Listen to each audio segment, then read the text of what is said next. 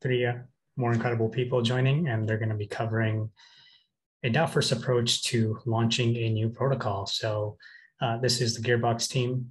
They'll be covering all this. I want to welcome Mikhail, Ivan, and Ilgiz to talk about this, and they have a presentation prepared for this. So without further ado, I'll let them turn their cameras on and get started. So welcome.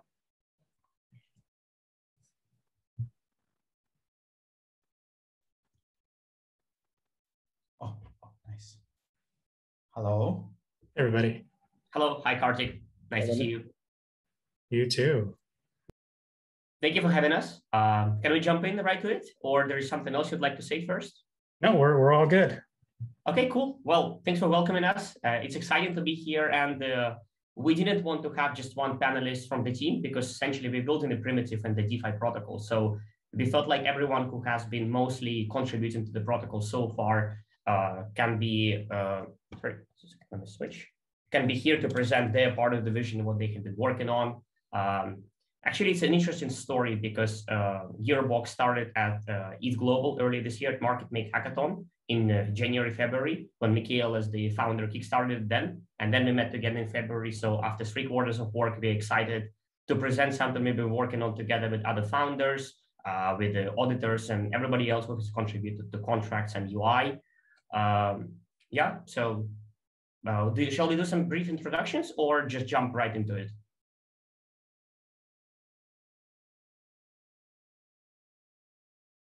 Anyway, okay, let's go into it. So before we get into we would like to, did you press the share thing? Let's pardon for this.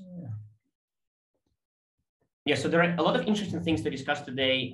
It comes, of course, to the topic of governance and DAOs. There are the concept of like friends and familia owning all the tokens, the free riders having a big edge, which essentially also comes down to voting powers being unfair, the initial distribution being unfair too. So what we see as a solution to that is the reverse voting escrow that we will get to later.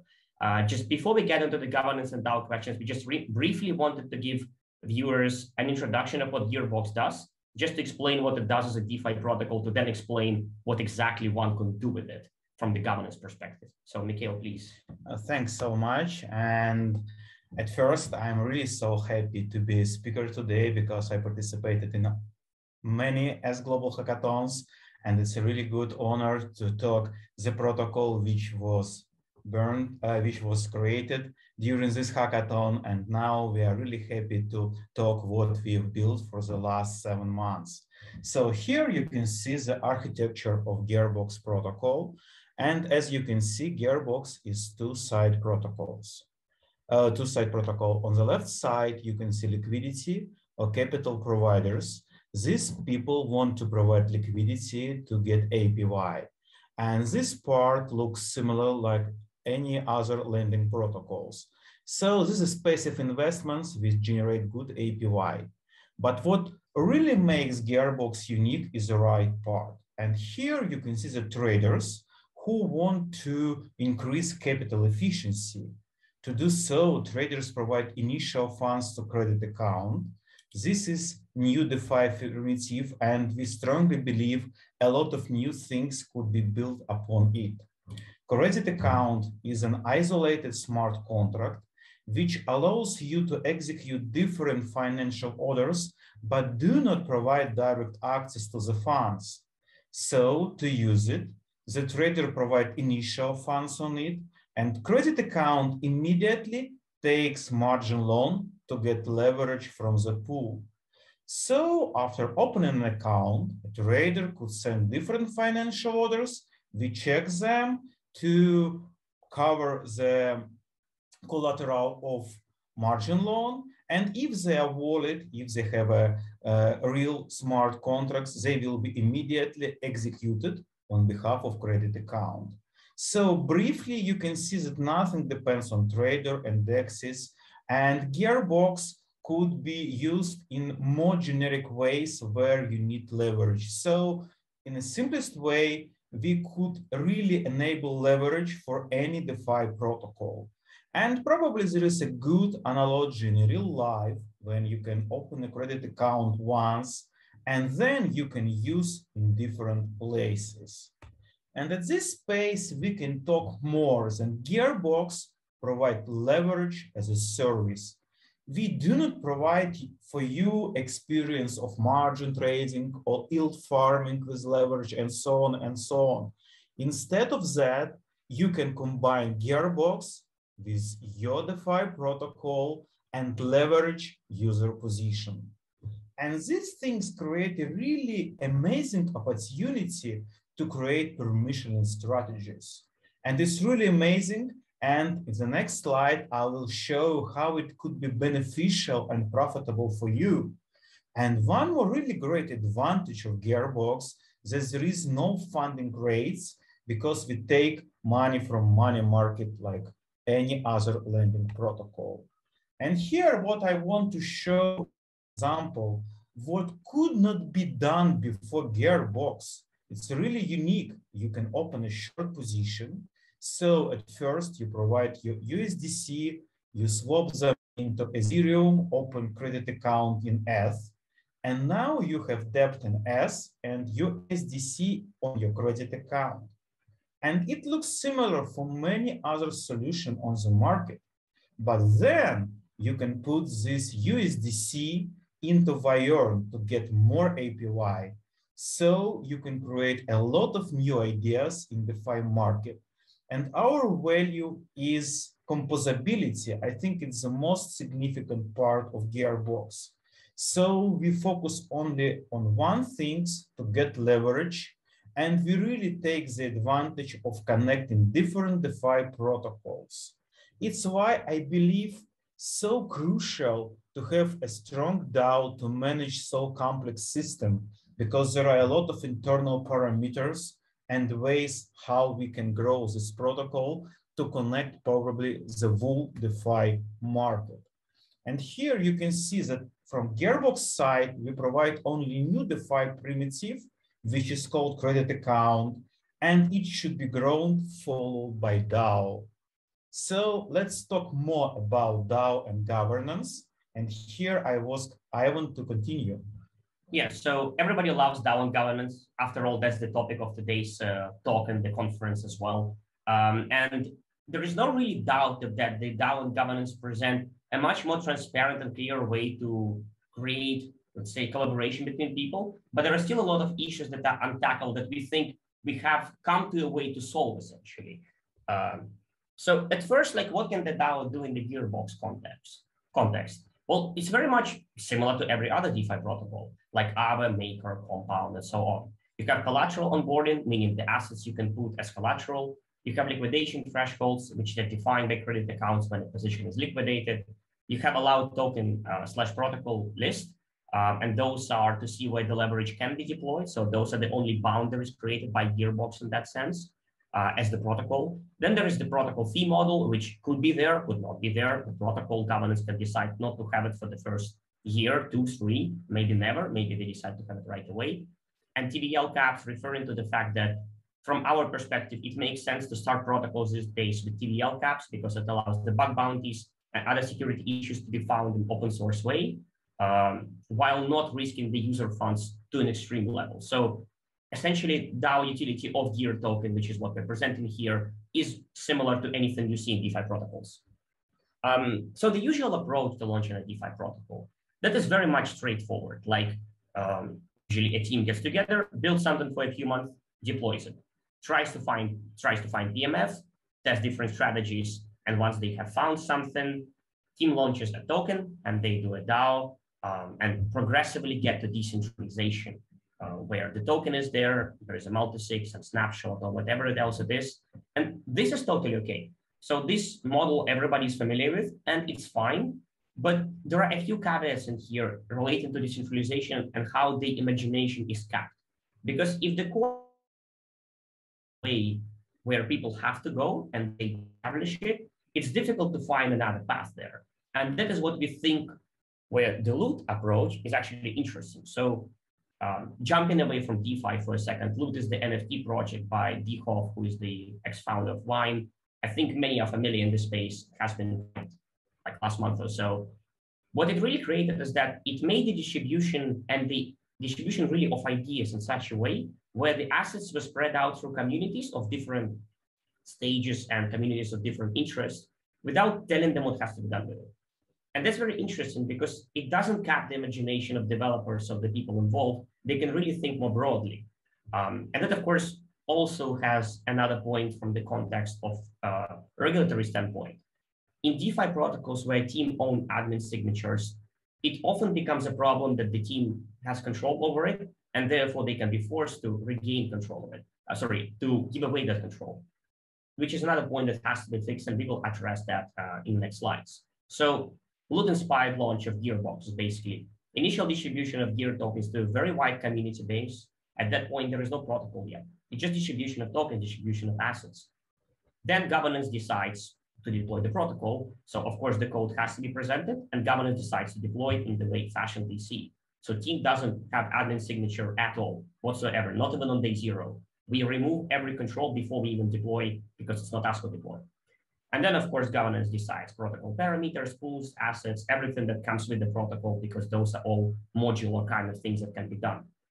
And after that, as you can imagine, deployed parameters figured out by the DAO. They can, of course, be changed by the DAO at any point, and then builders can do different things with it. So essentially the reverse model of trying to have protocol deployed by team and find DMF to first deploy by the let's say, community, and then decide where the DMF and what the protocol will do. But sounds very nice, right? Sounds easy, but there are still some caveats with it. What DAOs run today, and I think quite often people agree on these things, is the unfair token distribution, where core team has too much, or investors have too much, or somebody has too much. Well, that is not an issue at hand per se, because we don't have UBI yet, and these economic things of whales are hard to, let's say, argue upon. It still leads to voter apathy.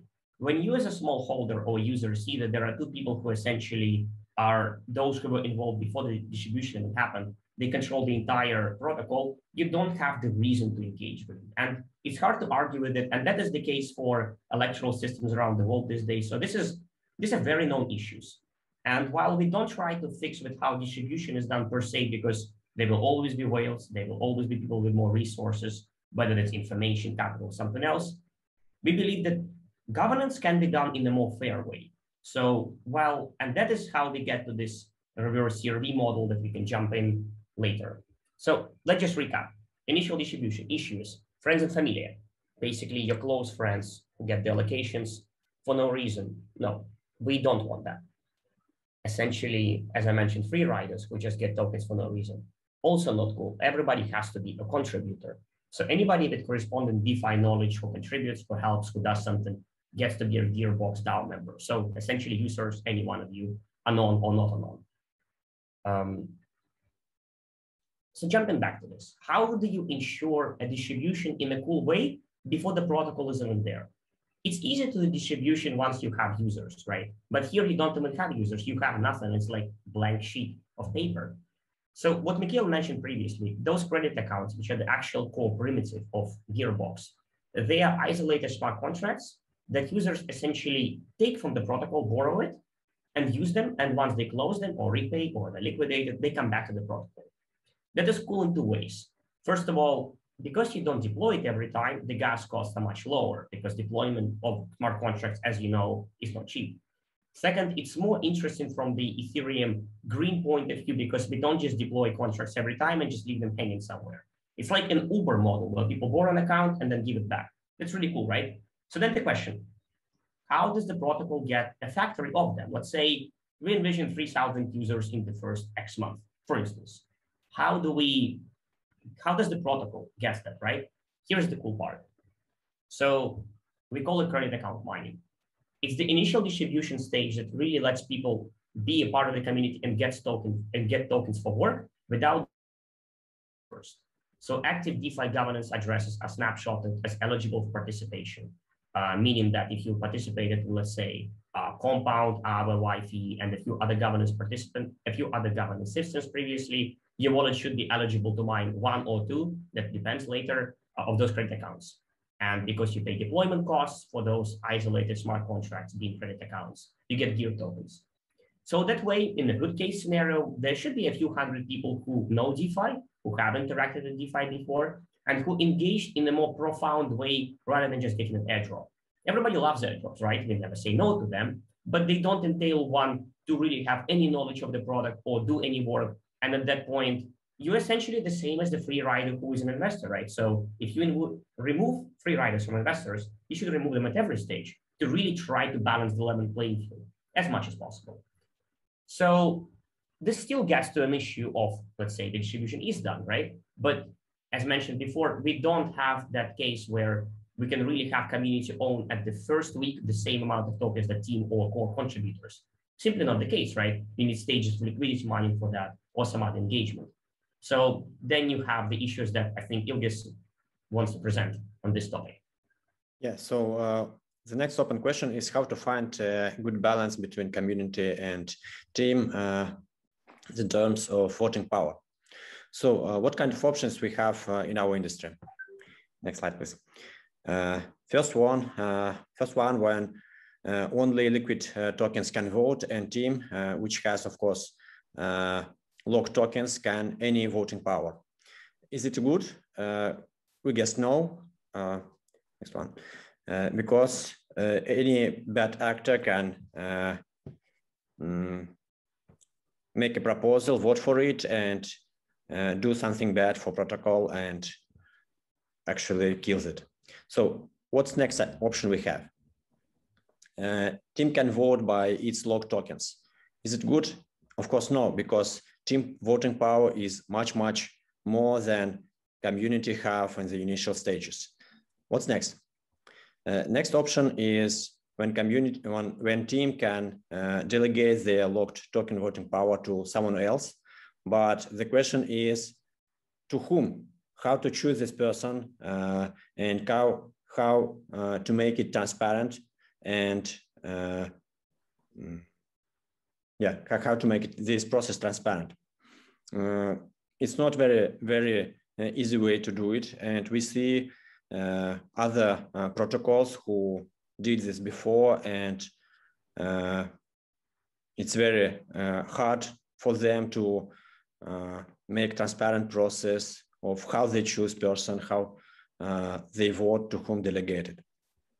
So our idea is to create something else. So we invented a reverse voting escrow model. First of all, what's voting escrow? It was invented by Curve team. When you can lock your liquid tokens and get more voting power in the DAO.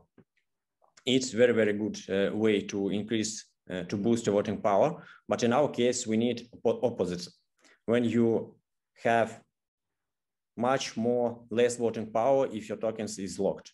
So we implemented it by creating some multipliers for the team tokens and for initial contributors tokens, so that, yeah, they have a lot of tokens, they are locked, but their voting power is not so huge. So now we get a fair distribution of voting power. Next slide, please, where community holds more than 50% of voting power. So actually community owns the protocol, community can decide what's the best, but team also has a high percent of voting power, but of course not majority of it. So team can be some kind of leader type of organization, when team can be responsible for making fair decisions more fairer. Next one. Yeah, so just to recap the things we just addressed. The issues that we think are addressed with this model, where you have the reverse vote and escrow, is that we expect a lower level of voting apathy. Voting apathy is still the case in every protocol, and it actually diminishes not because of the mathematical question, just because community loses interest, and let's say the protocol is not as hyped anymore, and there are no new things really happening. But those are the things that are more like dynamic, that teams, contributors, everybody else can address to make them interested again.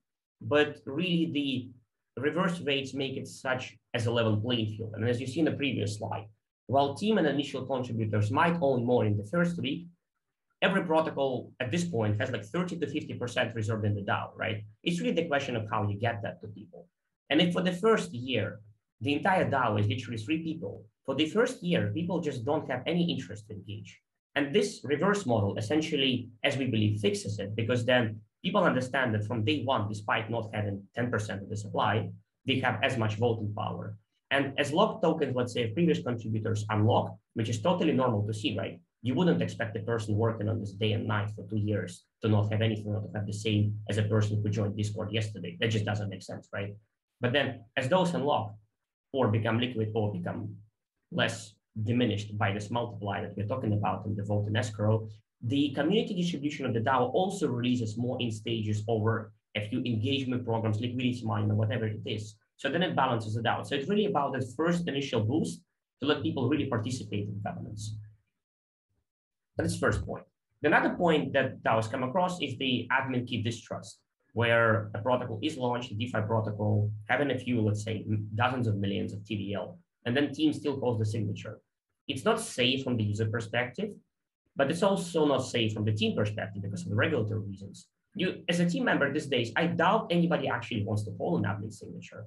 And why would you in this case? The models today present you an opportunity to not have it in the first place. So we won't have the team we won't have a team admin signature at all. We won't gatekeep anything that comes to the code. That will be also open source. And the community multisig won't include only investors or only team. Those will be the minority in the multisig. Plus, there will be a time lock, as everybody is used these days, in case the multisig misbehaves for some reason. And another point is the no early insider dumping or any non-community unlocked tokens being thrown into the market. So that is something that we believe many protocols already address these days, but that is something that we want to reiterate, that there is no, let's say, downside in a potential way that somebody insider will dump on you or something like this, because at first, nobody has to be liquid anyway. So there is no like how protocols like to, not protocols, ICOs like to call them in 2018, I think many would know, is some marketing and partners tokens, right? Or market making tokens, which essentially get released into the market and nobody knows whatever happens to them. So we are glad that this standard has stopped working, yeah. So those are the things addressed, but we are not being naive here. We are not saying DAOs are the future dream, unicorns, rainbows, everything. There are still issues that happen today, and those are the ones that actually are still being a pain point for many protocols, even decentralized ones. First of all is the censored UI. So UI is the access to the protocol. And while protocols are not influenced by teams directly with admin signature or anything, UIs are the main gateway to them. So Uniswap open source and the UI is actually a good way to do it, and many protocols do it as well. For example, incentivizing other UIs to be created, like Liquidity protocol did.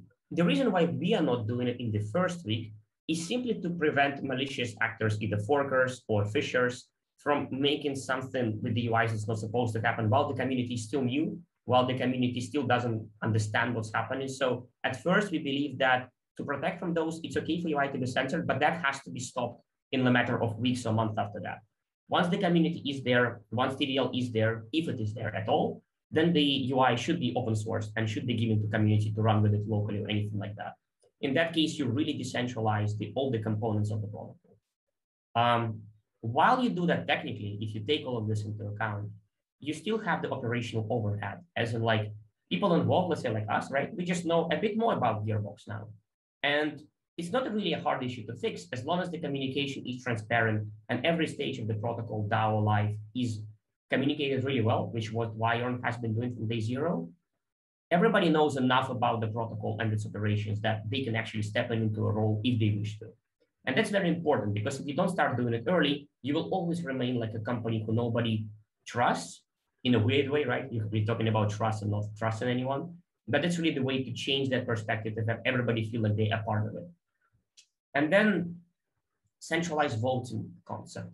So we all know that many protocols start early on with the snapshot plus multisig model, right?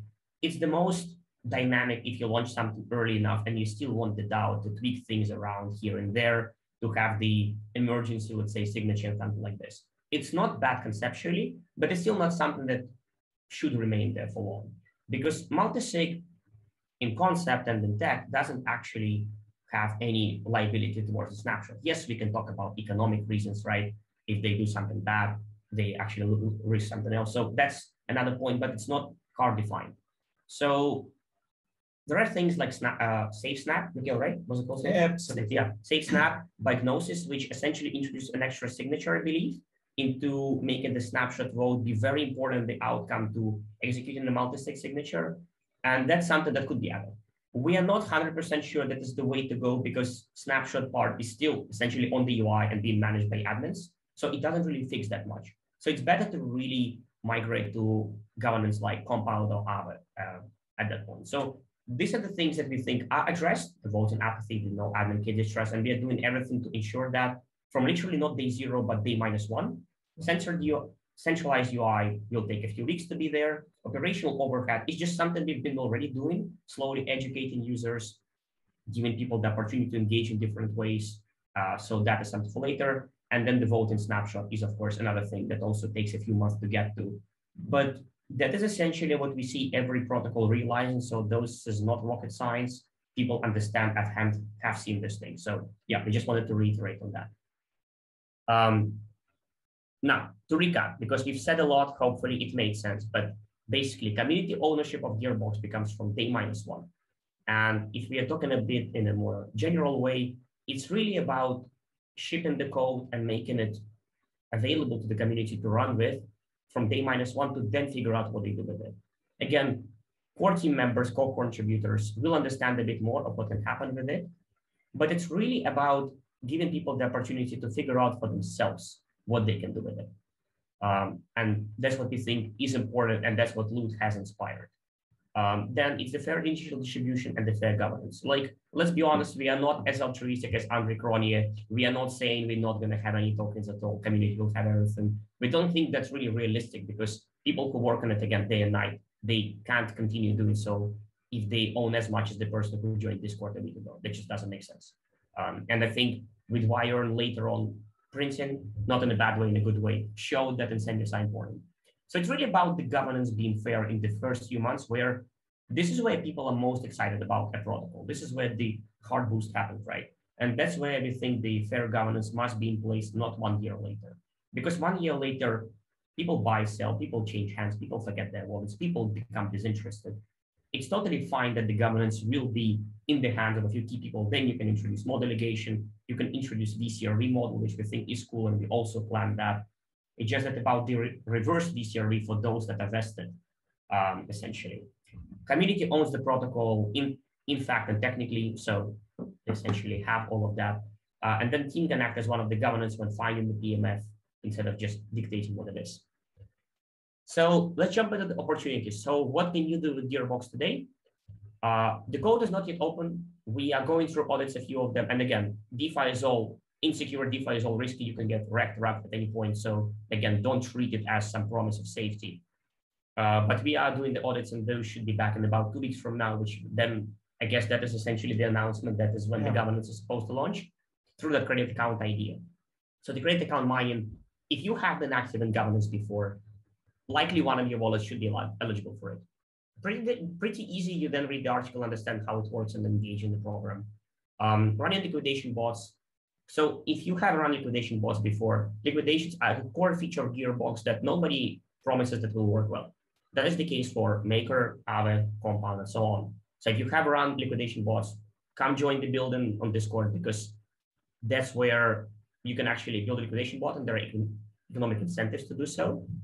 As you know, a fee goes to protocol, a fee goes to liquidation bot, runner, as to say, and there will be an incentivized extra gear tokens program to make sure that in the first month, people really make those liquidation bots. Because let's be honest, if liquidation bots don't work, it's all right. That's the case for any protocol, really. So use the protocol, help test it. Very simple. That should be live in about 1 week, unless Mikhail disappears somewhere in the dungeon and doesn't give us the new UX, the new UI. Then get into governance, build permissionless strategies, as in Gearbox doesn't define what you can do. The governance, for the sake of safety of assets, just defines what you cannot do. So it doesn't define it within the box, it gives you a big box to work within. And then take part in bug bounties. And also we are hiring, so if you are a smart contract developer, especially, right, Mikhail? Yeah, and also if you are a good front-end developer who know how to work with Web3 standard, please contact us. We are really excited to work together. Yep.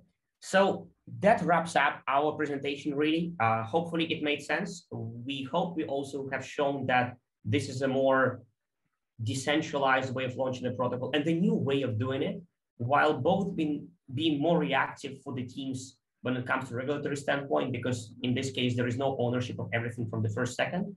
And also it's more inclusive for the community, and create account mining to get some gear tokens is a fun way to do it, but it won't be the only stage where you will be able to engage in governance. So yeah, looking forward.